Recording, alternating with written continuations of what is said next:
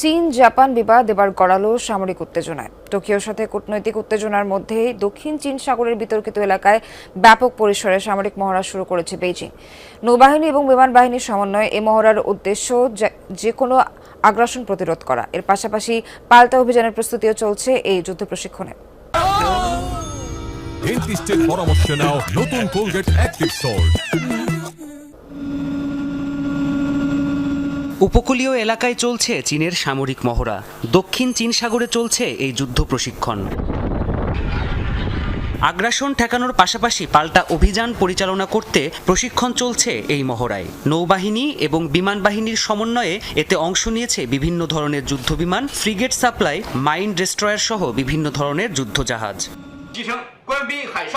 সমুদ্রে সমন্বিত অভিযান পরিচালনার সক্ষমতা বাড়ানোই এই মহড়ার মূল উদ্দেশ্য। এর মাধ্যমে কর্মকর্তা ও নাবিকরা আরও বেশি দক্ষ হয়ে উঠবেন। কমান্ডাররা তাৎক্ষণিক